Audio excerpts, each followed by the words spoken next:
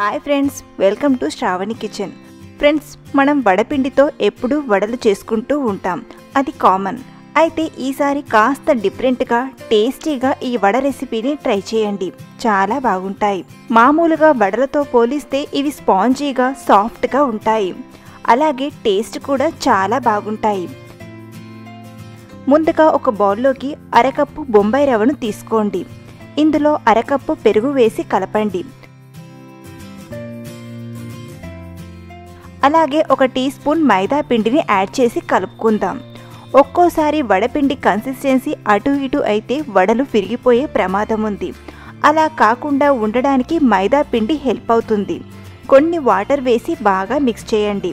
వాటర్ని మరీ ఎక్కువగా వేయకండి, పిండి లూజ్గా అవుతుంది. ఇలా కలిపాక ఒక 10 నిమిషాలు పక్కన పెట్టేయండి. ఈలోగా ఒక బంగాళదుంపను మెత్తగా ఉడికించి పొట్టు తీసేసి ఇలా మెత్తగా మ్యాష్ చేసి పెట్టుకోండి. 10 నిమిషాల తర్వాత మనం ఇలా నానబెట్టడం వలన రవ్వ సాఫ్ట్గా అవుతుంది. ఇందులో మ్యాష్ చేసిన ఆలు, 1 టీ స్పూన్ జీలకర్ర, అర టీ స్పూన్ అల్లం తురుము, 2 పచ్చిమిర్చి ముక్కలు, తరిగిన కరివేపాకు, 2 టీ స్పూన్ల ఉల్లిపాయ ముక్కలు, కొద్దిగా కొత్తిమీర తురుము, రుచికి సరిపడా ఉప్పు వేసి బాగా మిక్స్ చేయాలి.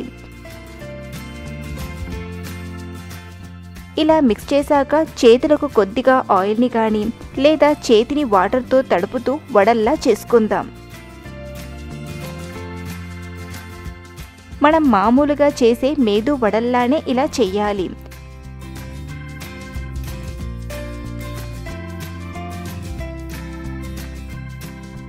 వీటిని వేడివేడి ఆయిల్లో వేసి మీడియం ఫ్లేమ్లో మంచి రంగు వచ్చేదాకా ఫ్రై చేసి తీసుకుందాం.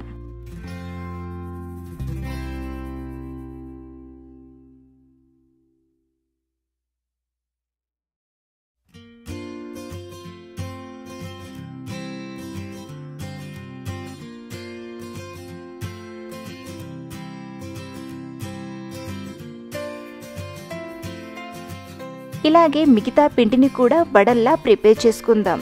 చూడండి, వడలు రెడీ అయిపోయాయి. ఇవి బయట నుండి క్రిస్పీగా, లోపల నుండి సాఫ్ట్గా చాలా టేస్టీగా ఉంటాయి. ఒక్కసారైనా ట్రై చేయండి, ఈ టేస్ట్ మీకు కూడా నచ్చుతుంది.